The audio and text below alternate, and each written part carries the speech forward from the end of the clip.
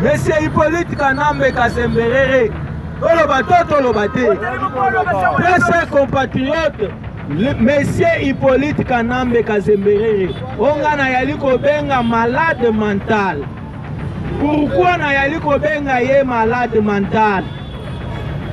Monsieur Kanambe nous avait dit ici, dans la République démocratique du Congo, que pendant l'année, nous avons la chef de l'État, atikala kozwa 15 collaborateurs ya mayele te eza boyete Hippolyte Kanambe alobaka ke atikala kozwa 15 collaborateurs ya malamu te tout autour de lui. Selon maloba oyo ya ye yangaite, s'il avait même 15 collaborateurs à ses côtés na mupanzi na ye, mais le Congo elingaki se développer ezalaki boyete.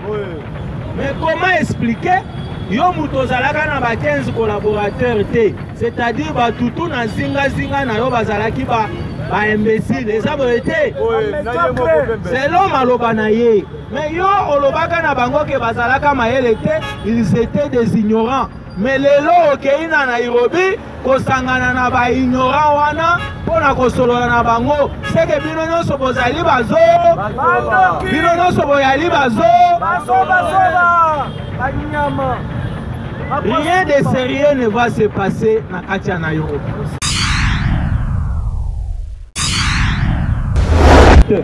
Plusieurs années il y a difficulté, plusieurs années il y a pillage, plusieurs années il y a des ordres bien organisés au plus haut sommet à l'État avec la bénédiction ya bakonzi o bazalaki na mboka Congo. Lelo oyo république eyali kolongwa malembe na oto bengi domination ya batutsi rwandais. Voilà pourquoi tous les ennemis à Congo a commis si Tshisekedi ennemi juré na bango. Il est pas vivant. Le chef de l'État Félix Antoine Tshisekedi Tshilombo a yali na détermination. Il a sauvé la République na domination ya M. Paul Kagame. Très chers compatriotes, avec ce que le chef de l'État a yali kosala au niveau international, en signant na ba société oyo bayali na capacité, na ba paramilitaire oyo bayali na capacité ya koya même ko sécuriser elongo na FRDC elongo na wazalendo des sites miniers ya République démocratique du Congo. Bipai wapi il est pas vivant. Bipai wapi le Rwanda de Paul Kagame bayali ko babandaka kozwa nkita wana pona kokende kokosa ba mindele misusu à travers le monde que minere nkita wana eyali ko uta na kati ya Rwanda ezalaki lukutamu moto epeli lelo na est ya République atibe parce que très chers compatriotes, le problème à l'est c'est principalement nos richesses, ce sont nos minéraux, ce sont nos terres. Souci à ennemis, souci à Rwanda, souci à Paul Kagame, souci à Kanambe Kasemberere, commandant Hippo. Mutu Oyo a sali par tous les moyens protéger Kamine, la générale de carrière et de mines. Ouezali société des droits congolais. Ouezalaki fierté à la République. Kabila Hippolyte a bomi ses Kamine pour créer des sociétés parallèles, pour créer des entreprises privées. Côté exploitation et bandako salema hors contrôle et circuit à l'État congolais. Leo moni ba frappe ya mukolo ya lelo il ne peut se vivre. Vétéran va faire des maboko très chers compatriotes. Frappe salemi na mukolo ya lelo na ndinga blague te. Sengote. Nanga le la kati asalini. Kanambe le la kati asalini. Bakei ko sala ba aventure na Nairobi parce qu'ils étaient convaincus que na kati ya Mwenga na Sud Kivu, il y avait une grande usine. Usine ya munene, très chers compatriotes. Ezalaki na contrôle ya sanguinaire Paul Kagame na nzela ya Kabila na Nanga. Yango nde bandaki kosala lolendo oyo tomonaki Monsieur Nanga ayali kotambolaka soi-disant l'homme fort kuna na kati ya Goma et na une partie à Bukavu, na une partie à Sud Kivu et aussi une partie à Nord Kivu. Mais lelo Musale Salemi drone localisé société wana minière o babandaki ko exploiter or na kati ya territoire ya Mwenga. A frappe Salemi, aucune victime en termes d'hommes, c'est-à-dire Moutou Atamoko, un Congolais a koufi na Mwenga te pour montrer le professionnalisme ya armée, to bete l'armée ya République Maboko. Objectif ya destruction ya usine wana, c'était que usine wana et continuer ko sala musala ya ko exploiter or te. Or ebima lisusu na kati ya Mwenga te. Et on va voir 2 mois après, 3 mois après, comment Paul Kagame, comment Joseph Kabila continueront toujours à alimenter la rébellion na bango. Parce que la rébellion c'est l'argent, il ne peut se vivre. Il faut que ça la mis solo. Et même ceux qui ont yali na yango ebele, mais il faut mususu ekotaka, kote oyali pe ko binise ebele, ça peut être. On a détruit l'usine sans faire des dégâts en perte humaine ou bien en vie humaine. Les habitants ya Mwenga balobi, selon ndenge tomoneli ba frappe, ezalaki ba drone CH4. Batibe. Et il y a 4 heures du matin, pendant que l'ennemi somnolait, pendant que l'ennemi abandaki kolala, croyant que na tongo, à continuer à exploiter, à produire, à traiter. Or, il y a la République, pour Ebimaka, Nandenge, il y a Kobatama, dans le circuit, il y a des rebelles pour aller vers le Rwanda, afin d'être acheminé dans des endroits différents.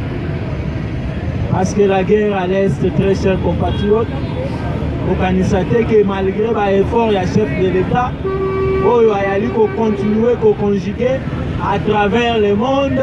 Il y a toujours une main noire dans Katia Masolo Wana. Oyo bandeko mususu ya bamindele, on va comprendre que le moment actuel et à le moment ya kokota par la grande porte pour exploiter légalement, officiellement le minerai à Congo. C'est pourquoi au Moni, même dernièrement, Tango Tolobaki Awa, il devait se vivre. En province, il y a Ituri, et pas il y a Tony Luboyan Kachama. Dernièrement, Baoutaki Kokanga, même dans Katia Otouele, un groupe de Chinois dans une carrière minière, dans un site minier, où les Alaki ont échappé dans le contrôle. Il y a gouvernement congolais. Toujours dans la politique, il y a transparence minière avec les nouveaux ministres. Il y a mine, très chers compatriotes, c'est pour vous montrer que Mboka Congo est enfoncé dans Katia Trou, dans Katia Libulu ya Munene, et c'est ça le combat où Mokonza Mboka yaliko sala, où yaliko continuer, où yaliko bunda, pour un jour attiquer la Congo, yako telema na ba future génération. Fatibé, il devait se vivre. À Nairobi, les ennemis de la République, Tango Bayoki, Lisolo Oe Utiko Salema na Mwenga, très chers compatriotes, Matanga na Matanga, Fatibé, Hippolyte Kanambe, Kazembere le commandant Hippo. Cet imbécile, cet imbécile de Hippolyte Kanambe a créé la aventure na FCC Oyo Kabila Lobaka na biso boy IDPS viva. Yango nde na yali komona ke Kabila yali mayele te. Eza boye te. Joseph Kanambe aza zoba. Eza boye te. Loki mu. Monsieur Hippolyte Kanambe. Monsieur Hippolyte Kanambe Kasemberere. Toloba to toloba te. Très chers compatriotes, Monsieur Hippolyte Kanambe Kasemberere. Onga na yali kobenga malade mental. Pourquoi na yali kobenga ye malade mental? Monsieur Kanambe nous avait dit ici, dans la République démocratique du Congo, que pendant l'année nyonso oyo asalaki lokola chef de l'État, atikala kozwa 15 collaborateurs ya mayele te. Eza boye te. Boye te. Hippolyte Kanambe alobaka ke atikala kozwa 15 collaborateurs ya malamu te tout autour de lui. Selon maloba oyo ya ye yangaye. S'il avait même 15 collaborateurs à ses côtés na mupanzi na ye, mais le Congo elingaki se développer. Ezalaki boye te.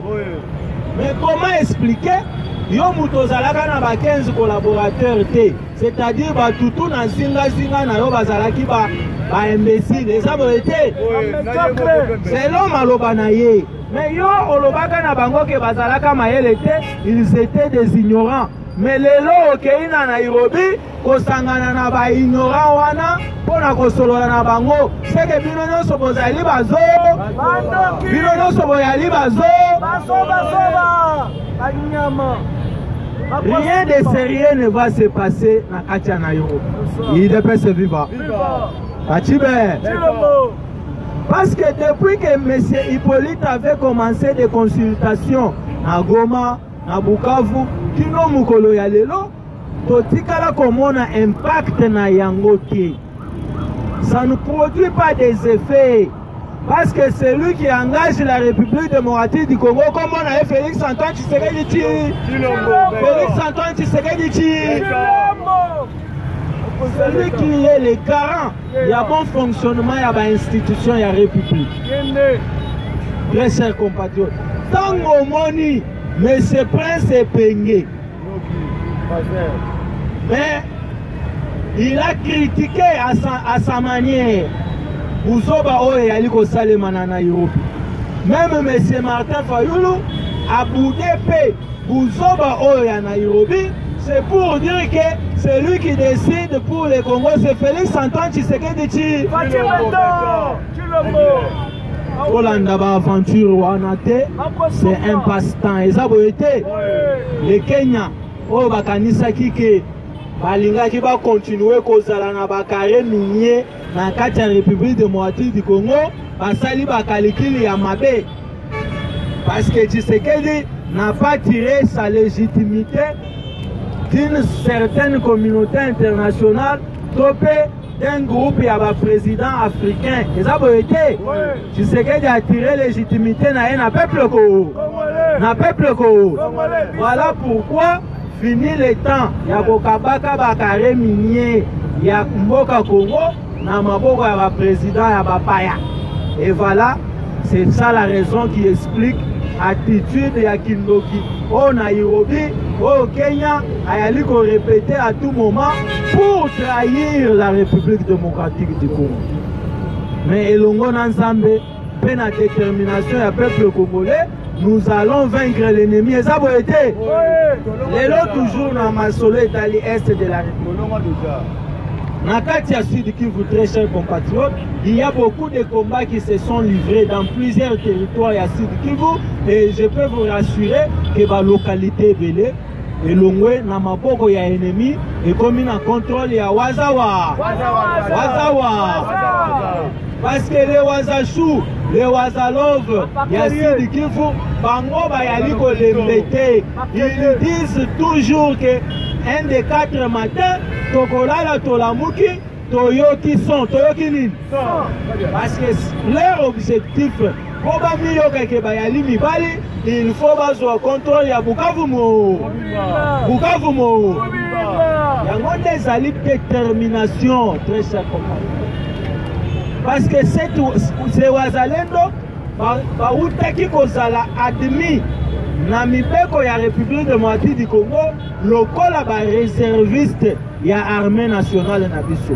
C'est-à-dire ceux qui ont eu information, il y a koluka trouble, koluka kotutanisa, koluka ko opposé, wazalendo na FARDC, yebake et ali masolo ya ennemi. Et ça peut être parce que l'ennemi de la République à comprendre que ces jeunes étant déterminés, s'ils continuent sur cette lancée, depuis Baboya Kanyaka na Uvira, Uvira etikala kokwe ya ja et Uvira ne tombera ja. La détermination de tout un peuple. Pour nous citer na tike la bande ko bazebe lekuna baya ko matabaloba, très chers compatriotes, oye baboye, il est pas se vivre. Batibe na moment ya campagne Onzamboka Félix Antoine Tshisekedi Tshilombo papa oyo alobaka pe asa alobaka pe asa na kati ya stade de martyrs Onzamboka alobaka boye il peut se vivre na ba revendication wana toza na campagne électorale na ba revendication pour la deuxième mandat ya Fachi peuple a revendiqué eloko moko ya motuya même bipai nyonso Onzamboka bandaka kotambola. Le point commun entre Congolais à Kasai, Congolais à Katanga, Congolais à Bukavu, Congolais à Manono, Topé Congolais à n'importe où province orientale qui s'engage et Zalakato d'échange, taux à dollars, il ne peut se vivre. Il ne peut se vivre. Les chefs de l'État devant, même la population a un martyr. Quand on clôturera la campagne, ils allaient à martyr. Onzamboka aloba boye, il ne peut se vivre. Le col à Congomani nyonso, il y a toujours kosenga. Il y a taux d'échange, c'est-à-dire comme il y a franc, il y a valeur, il y a franc congolais par rapport à dollar américain. Et Onzamboka pesaka promesse que quand je serai président dans le deuxième mandat, franc congolais et Gozoa valeur na ya. Très chers compatriotes, bientôt encore, si tout va bien, 50 millions de dollars et Gozala sous versé dans le circuit économique pour na kopesa sous valeur. On est allé parmi la stratégie ya ba konzi o ba yali ko contrôler ma solo ya banque centrale. Il ne peut se vivre. Parce que depuis tout ce temps, tout le bateau, le gouverneur baleki ebele na banque. Et ça va être. Est-ce que tout le monde a qui m'a kamoto yali comment on a le lot? Mais ce qui nous fait mal, tout le bateau. Comment expliquer que Biloko yali ko kita? Et tout le monde, même ministère de l'économie, cette fois-ci, a eu quand même courage et détermination. Il y a Kokita dans la grande entreprise et voire même dans le supermarché pour la prix à Biloko. Mais puis, si on Congomani, il ne peut se vivre. Puis, si on Congomani, il y a côté Biloko, il y a des détails. Il y a des Kindoki. Les détaillants, et ça va être. Certains détaillants, c'est-à-dire ceux qui vont ici dans l'étape, il y a des grands fournisseurs, entreprises et minérales. On va aussi descendre dans les détaillants au Mukama,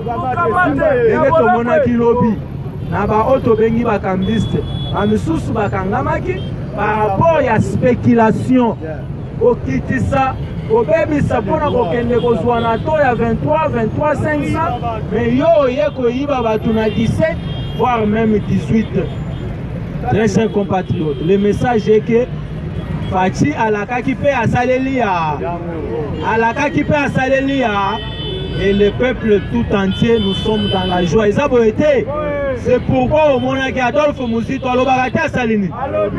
Le ministre y a pitié, il ne peut se vivre. C'est un opposant, il a été.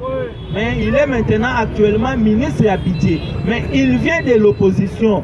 C'est-à-dire ceux qui Mouzito à lobby, c'est une grande partie à l'opposition congolaise de lobby. Et ça a été. Mouzito à lobby, parce que c'est un sage en qui nous avons beaucoup de considération, peine à estime. Très chers compatriotes, c'est sage à lobby, accueilli plus loin à lobby, au regard où vont les choses. Dans la République démocratique du Congo, il n'y a que ceux qui ont des yeux, bangonde bakosala nini, akomona. Et quand on a une impossibilité en 2023, il y a qu'à organiser l'élection. Est-ce qu'à cause alobi a solo to lukuta, alobi solo. Aussi ton lobby possibilité à glissement et ça déjà, et ça n'a été. Parce que glissement est la question, c'est-à-dire en 2023 élection est consalatée. Soyons en 2028, soyons pragmatiques. Tous à la peine à maïle. L'olenge makambo yali kokendele. Na ba effort nyonso. Na ipe na bakisi. Na social oyo mu kontombolo alobi. Cette fois-ci, on n'a pas besoin des histoires. Et ça vous été. Cette fois-ci, politique il y a IDPS, politique il y a le peuple d'abord. Et koki kotika à la kaka na masolote. Il faut payer comme réalité. IDPS est vivant. Et bon, on biso to bana ko luka dollar ekita. Biso to bana ko luka biloko ko lia esala nini. To bana ko luka pe banda ko auto futa ka loyer. Ekita otalo eza boete. Boete. Ce sont là les revendications ya peuple eza boete. Le peuple n'a pas besoin d'élection. Parce que le peuple a lié à l'élection eza boete. Très chers compatriotes, avec cette allure, dans le service national, il y a M. Jean-Pierre Kassongo Kabouik, il y a continuer par innovation, il y a continuer à accélérer la production, au fond, il y a une usine de production à Sika, il y a en 2028, et le chef de l'État reste en place jusqu'à l'installation effective d'un nouveau président élu. On a lobby constitution, ça peut être. Jusqu'à ce que la situation de l'Est est aussi là, jusqu'à ce que Tokoyana Blackwater sécuriser toutes les mines à RDC. Très chers compatriotes, Tokoki Kokende Nangoti en 2032, pour comment les élections pourront être organisées en 2032.